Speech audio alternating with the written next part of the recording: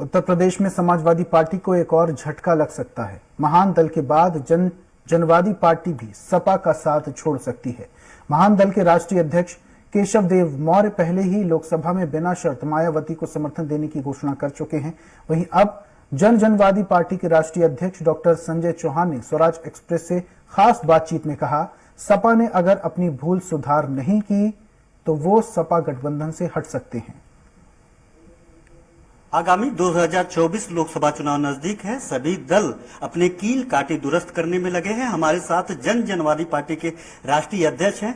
Sir, पिछली बार Samajwadi party के साथ आपने चुनाव लड़ा, स्थितियां देखी, क्या लग रहा है इस बार भी जो अगला लोकसभा चुनाव है उन्हीं के साथ लगेंगे या फिर कुछ और रणनीति बना रहे हैं? फिलहाल तो मैं 2019 के लोकसभा के चुनाव से ही अखिलेश यादव जी के साथ अलायंस में हूँ। 2022 में भी रहा और अभी भी हूँ, और मैं चाहूंगा कि मैं जिस अलायंस में हूँ वो अलायंस मजबूती से भारतीय जनता पार्टी के खिलाफ चुनाव लड़े। इसके लिए जरूरी है कि अखिलेश यादव जी बहुत जल्द अति पिछड़ी जातियों को जोड़ने के लिए कार्यक्रम बनाएं, वरना बिना अति पिछड़ी जातियों को बीजेपी से हटाए बीजेपी का विकल्प नहीं खड़ा किया जा सकता। और समाजवादी पार्टी इसी जगह फेल्योर हुई। 2022 में हम सरकार नहीं बना पाए। क्यों लगा आपको कि समाजवादी पार्टी जिस तरीके से माहौल था, ये माहौल था कि सपा की सरकार बन सकती है, ऐसे में हार का क्या कारण देखते हैं, चूंकि सहयोगी दल थे आप? देखिए, कई चीजें काउंट हुई। हमारा रूट लेवल पर जो कैंपेन था वो बीजेपी से कमजोर था।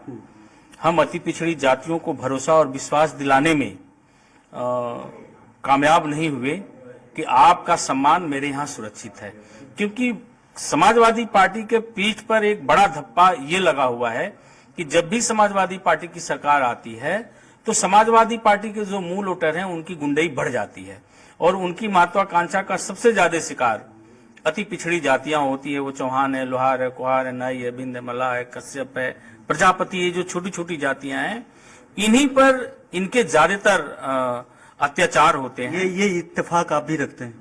और ये ऐसा हमारे लोगों के साथ भी हुआ है।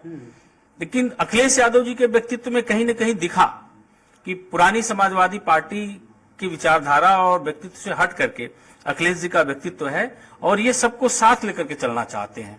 फिर हम लोग अखिलेश यादव जी से जुड़े और अपने लोगों को भरोसा और विश्वास भी दिलाया, और हमारे लोगों ने 2022 के विधानसभा के चुनाव में वोट भी दिया, और उसी का परिणाम है कि समाजवादी पार्टी पूर्वांचल में अच्छी खासी सीटें लेकर के भी आई। निश्चित तौर पर संजय जी, मुझे याद है कि चुनाव के पहले आप और संजय निषाद जी एक प्रेस कॉन्फ्रेंस करते हैं और संजय निषाद जी चले जाते हैं बीजेपी में। उन्होंने उस पावर को हासिल कर लिया भाजपा की तरफ जाकर के। आप समाजवादी पार्टी के साथ रहे और आज ये स्थिति है पार्टी की भी, समाजवादी पार्टी की भी।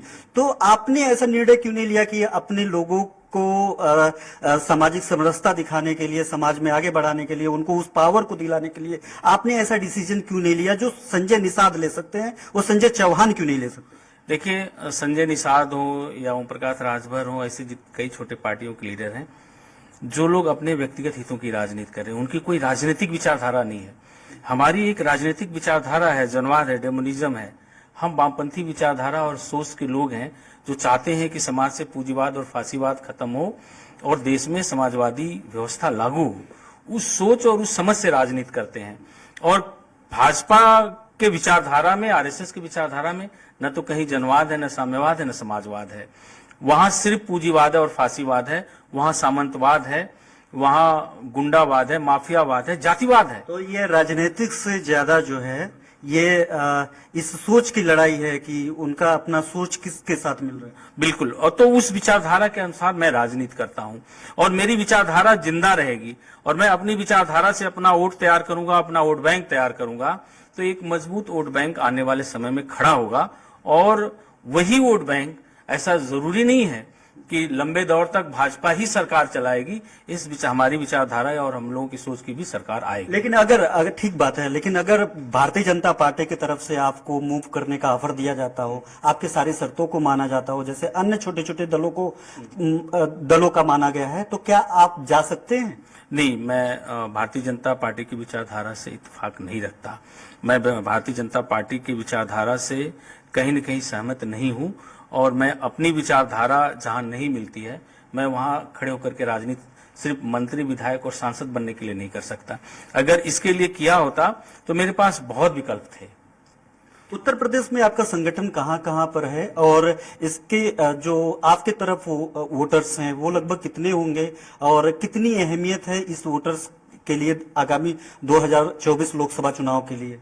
देखिए, हमारा संगठन उत्तर प्रदेश के लगभग 55 जनपदों में, हम विधानसभा लेवल तक हमारे मजबूत ऑर्गेनाइजेशन है, संगठन है और उत्तर प्रदेश के लगभग सभी लोकसभा सीटों पर हमारे लोगों का वोट है और हमारे समाज की इकलौती पार्टी है जनवादी पार्टी सोशलिस्ट, जिसको मेरा समाज मानता है कि ये हमारी पार्टी है और संजय चौहान हमारे लीडर हैं और हम अपील करते हैं या मैं जिसके साथ खड़ा होता हूं या जहां खड़ा होता हूं वहां हमारे लोग वोट भी करते हैं और इसका परिणाम आपको 2022 के लोकसभा के चुनाव में भी दिखा होगा और 2024 के लोकसभा के चुनाव में भी जो उधर गाजीपुर हारे, मऊ हारे, जौनपुर हारे भाजपा, तो ये हमारी अपनी मेजोरिटी का जो वोट था वो भाजपा को छोड़ करके गठबंधन में खड़ा हुआ था।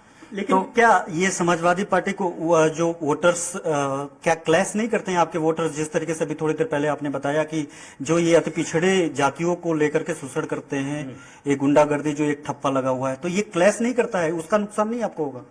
देखिए, जब बड़ी विचारधारा और बड़ी सोच की बात होती है तो कभी कभी छोटे छोटे जो झगड़े होते हैं रूट लेवल का, लोगों को नजरअंदाज करना पड़ता है। भारतीय जनता पार्टी किसी एंगल से और किसी भी परिदृश्य से पिछड़े और दलित के हित की राजनीति नहीं करती, न तो इनके शासन व्यवस्था में इन पिछड़े और दलितों का कोई हित सुरक्षित है। आप देखिए, जब से बीजेपी आई लगातार पिछड़ों के रिजर्वेशन पर प्रहार हुआ। बीजेपी की सरकार में पिछड़ों को स्कॉलरशिप नहीं मिल रही है। सरकारी नौकरियों में ऐसी भी भर्तियां हुई जहां ईडब्ल्यूएस को ज्यादा सीटें आरक्षित हुई और पिछड़े वर्ग को कम सीटें आरक्षित हुई। तो पढ़े लिखे नौजवानों के हक लगातार मारे गए, शिक्षा और नौकरी में लगातार इनका हक मारा गया और जहां सम्मान देने की बात होती है तो बीजेपी अभी इस समय सरकार चल रही है। मेरे लोगों को तो एक भी मंत्री भी नहीं बनाया है बीजेपी ने।